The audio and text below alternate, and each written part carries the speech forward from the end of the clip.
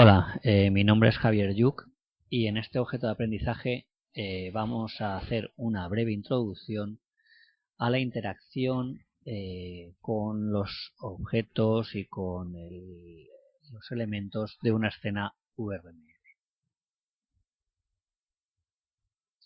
En un mundo VRML, una de las partes más importantes es que no solo nos vamos a poder mover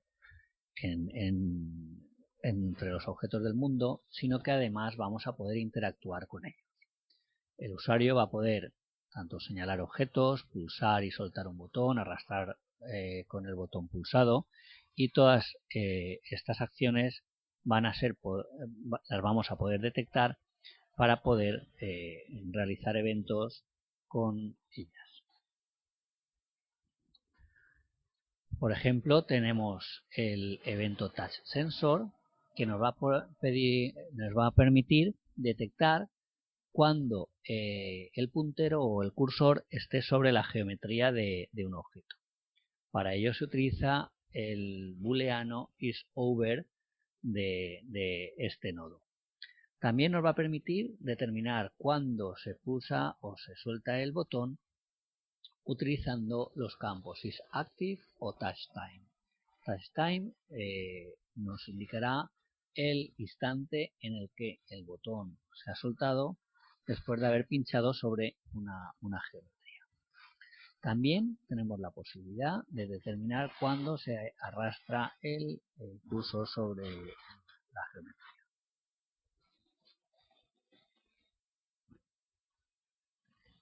Entonces tenemos la posibilidad de utilizar este sensor, el touch sensor, para definir sonido por evento. Pues si tenemos un nodo audio clip donde tenemos definido un sonido y tenemos definido un touch sensor, podemos conectar el instante en el que se ha pulsado el cursor o el ratón sobre la geometría del touch sensor con el start time del audio clip correspondiente. Es decir, de este modo, cuando se pinche sobre esa geometría, se escuchará el sonido correspondiente. Vamos a ver un ejemplo. Y nos acercamos a esta esfera y pinchamos sobre ella, se escucha un sonido.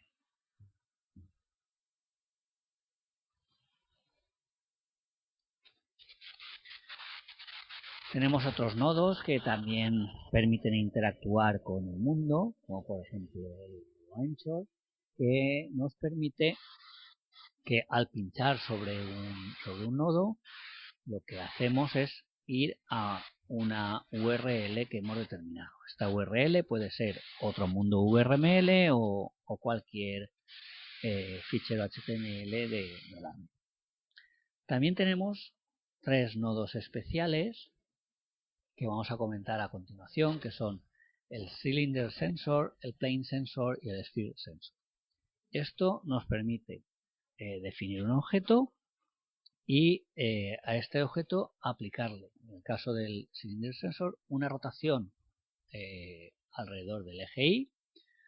En el caso del Plane Sensor, una traslación sobre el plano XY en el que está situado ese objeto. Y el Sphere Sensor, una rotación respecto al centro de ese objeto que hemos definido.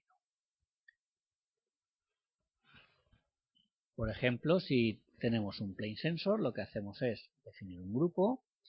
En ese grupo definimos la geometría respecto al cual queremos arrastrar esa geometría, y como hermano de esa geometría debemos indicar un Plane Sensor. Luego, lo único que hay que hacer es conectar el Translation Changer del Plane Sensor con el Set Translation de la geometría que queremos trasladar. Vamos a ver un ejemplo en el que tenemos nodos de estos tres tipos. Este sería un Cylinder Sensor, donde podemos hacer una rotación respecto al eje Y. Este sería un Plane Sensor y en este caso tenemos un Sphere Sensor.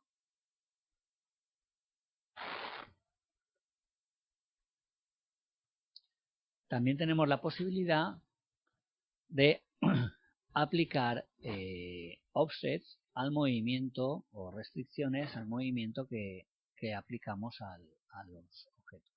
Por ejemplo, en este caso la rotación pues varía entre menos 90 y 90 grados. No podemos aplicar una rotación. En el Plane Sensor que hemos visto antes, pues le aplicamos una restricción de modo que solo nos podemos mover en este tramo. ¿Vale? Aquí podemos ver estas restricciones cómo se aplican. En el caso del Cylinder Sensor es con un ángulo máximo y un ángulo mínimo.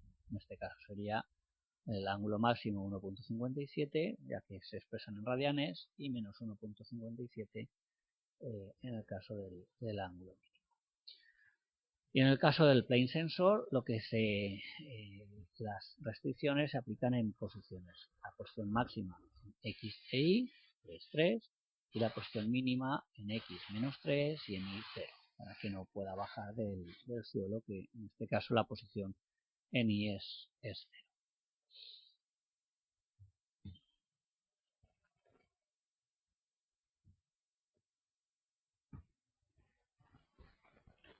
Por lo tanto, cosas a tener en cuenta con respecto a los sensores es que no son nodos de grupo. Los eventos sobre la geometría se definen por nodos hermanos, como hemos visto antes, es decir, se define la geometría y el sensor se define como un hermano de la geometría. Si la geometría se solapa, se utiliza el objeto más cercano. El sensor menor en el grafo es el que envía en el evento, y si hay varios sensores pueden enviar eventos simultáneos.